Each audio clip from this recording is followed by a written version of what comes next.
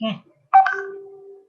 Jadi materi yang berikutnya, yang dasar ya, itu adalah seperti apa sih morfologi di dalam natural language processing atau pengolahan bahasa alami. Morfologi. Ini berkaitan dengan kata. Kata. Di sini katakan bahwa kata itu bukanlah atom. Artinya apa? Atom ya. Kenapa dia dikatakan bukan atom? Yang pertama karena mereka memiliki struktur internal, yaitu tadi kadang ada yang kata merupakan gabungan.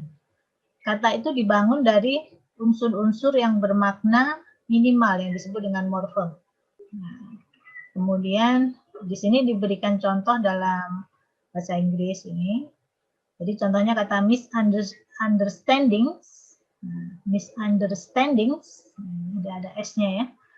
Ini sebenarnya merupakan susunan dari kata understand dengan awalan mis dan belakangnya adalah ing ditambah dengan s. Nah, morfemnya itu understand-nya, morfemnya. Ya, kemudian di depannya adalah mis dan belakangnya ings dan s. Sama kalau kita dalam bahasa Indonesia, contohnya memiliki.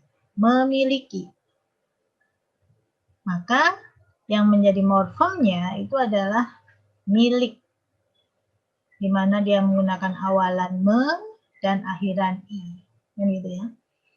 Kemudian dibangun, nah, ini sama, berarti kata morfemnya ya yang mempunyai makna, gambarnya kata yang mempunyai makna di sini adalah bangunnya, jadi kita beri awalan di. Nah, contoh lain dalam bahasa Inggris itu ada play, itu adalah play ya, plus ed. Lalu ada cat, kalau di bahasa Inggris itu ada kata yang sebenarnya sama saja artinya, kucing, tapi kata s di sini dia akan menjadi kucing dalam kata yang dalam jumlah yang banyak. Jadi kalau di bahasa Inggris itu ada plural dan ada single ya. Sehingga itu juga akan menyebabkan kata itu menjadi berbeda. Tapi kalau di Indonesia kan tidak ada. Seperti ini, unsur kan tidak mungkin kita menyebutnya unsur kan. Tapi ya unsur-unsur ditulis dalam dua kali. Nah, ini menunjukkan dia banyak unsur-unsur, nggak hanya satu tapi banyak. Sama kata-kata juga banyak. Tapi kalau dalam bahasa Inggris itu kita mereka menulisnya dengan tambahan imbuhan di belakang, baik itu menggunakan s atau es. Ini contoh yang lain ada unfriendly, nanti unfriendly. Itu yang dimaksud dengan kata. Nah, tadi dikatakan unsur kata yang bermakna minimal, jadi yang mengandung makna, kata-kata yang mengandung makna itu disebut dengan morfem. Nah, morfem itu ada macam-macam di sini ya. Morfem itu yang pertama adalah kata dasar, root atau kata dasar, atau sering disebut juga dengan stem. Stem itu kalau dalam kata sebenarnya itu sebenarnya adalah batang ya, batangnya. Jadi unsur utamanya gitu ya. Itu adalah pusat morfem dalam kata yang membawa makna utama, Ya, play, cat, friend. Ya. Jadi yang membawa makna utama itu disebut dengan stem, ada yang sering disebut dengan stem, ada yang disebut dengan root atau kata dasar. Lalu dalam morfem itu ada nanti yang namanya afiks atau imbuhan. Apakah itu di awal, di tengah, di akhir. Bahkan ada yang disebut dengan circumfix. Circumfix atau ambifix itu adalah imbuhan yang memiliki dua bagian, satu ditempatkan di awal kata dan yang lain adalah di akhir. Dan ini harus satu kesatuan, jadi tidak bisa diberikan berbeda-beda gitu. Artinya kalau awalan saja itu dia ada di depan, tapi kadang ada awalan dan akhiran. Tapi kalau ambifix ini harus dua-duanya ada di depan, tapi dipisah di depan dan di akhir. Ya, ini contohnya seperti ini. Saya rasa kalau dalam pelajaran bahasa kalian juga sudah paham yang dimaksud dengan awalan itu apa, yang dimaksud dengan sisipan itu apa. Sisipan itu berarti ada di tengah, ya. Kemudian infik itu akhiran, itu berarti ada di akhir. Mungkin yang kalian baru pahami mungkin ini ya. Di bahasa Indonesia dulu pernah nggak diajarin bahwa gerigi itu sebenarnya bukan kata dasar, tapi dia adalah gigi. Kata dasarnya adalah gigi dengan sisipan er. Ini saya juga sebenarnya baru tahu setelah belajar ini. Seingat saya dulu waktu saya belajar bahasa Indonesia tidak pernah diajari hal ini. Saya tahunya itu awalan sama akhiran.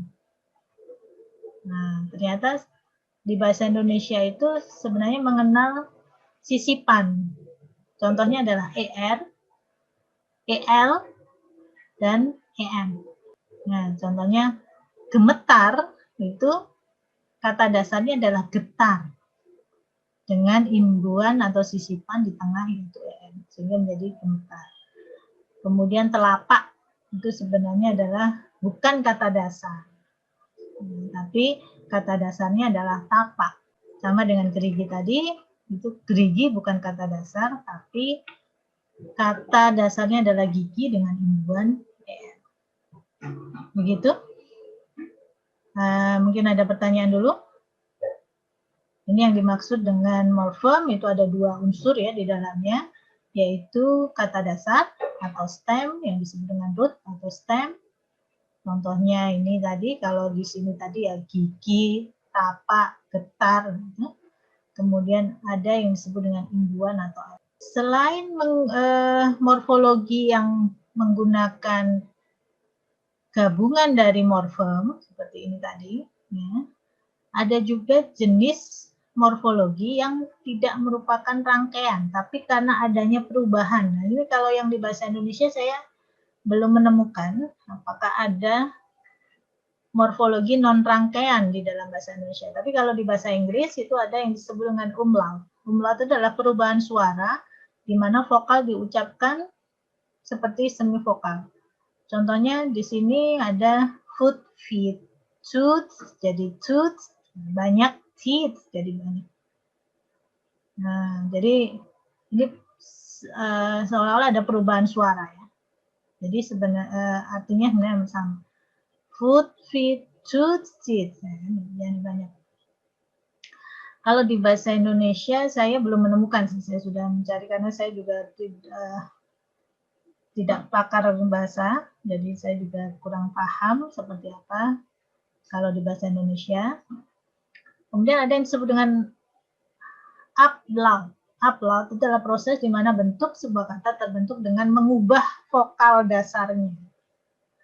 Nah, contohnya sing, sang, sung. Sing. Ya, sang ini bentuk kedua, bentuk ketiga. Ini kalau kalian belajar bahasa Inggris, itu ada mengenal bentuk kata kerja, bentuk pertama, bentuk kedua, bentuk ketiga. Ada yang bentuk kedua ketiganya cukup ditambahkan dengan ed, tapi ada yang berubah. Berubah itu ada yang berubah secara upload, ada yang berubah secara ablaut. Ya. Ada yang disebut dengan templatic morfologi. Templatic morfologi adalah sebuah bentuk struktur kata yang diwakili oleh template, di mana akar disertai dengan urutan slot pada posisi tetap. Diisi oleh ini biasanya kalimat-kalimat yang ada dalam bahasa Arab. Saya juga kurang paham bahasa Arab, sehingga saya juga tidak bisa memberikan contoh. Di dalam bahasa Indonesia juga tidak ditemukan model yang templatik. Jadi, sehingga kadang kalau kalian yang ini agak sulit ya menjelaskannya. Kemudian, nah kalau ini sudah pasti pernah ada ya. Itu adalah ifiksasi, proses morfologi di mana morfem terikat melekat pada batang. Ini sebenarnya termasuk proses imbuhan, hanya dia berubah menjadi kata tertentu yang tidak bisa dipisahkan dari stemnya. Ini jarang ditemukan di bahasa Indonesia. Jadi adanya ada di, kalau ini bahasa Jerman. Nah, saya nggak bisa bacanya seperti apa. Ini contohnya seperti ini. Jadi itu sebagai fiksasi ini dia melekat terhadap kata dasarnya. Kemudian ada yang disebut dengan infleksi. Infleksi ini berkaitan dengan berbagai bentuk kata yang sama, hanya ini akan menyebabkan ada singular dan plural. Jadi ada dua bentuk katanya sama, hanya dengan menambahkan satu huruf atau tambahan, itu akan menyebabkan dia berubah secara jumlah ya. Jadi contohnya di sini cats, kemudian cats, knife. Ini kalau di bahasa Inggris ada yang disebut dengan infleksi. Terkadang afiksasi ini melibatkan adanya perubahan ejaan, tapi ada juga yang tidak melibatkan perubahan ejaan. Infleksi tidak selalu melibatkan afiksasi. Artinya maksudnya apa?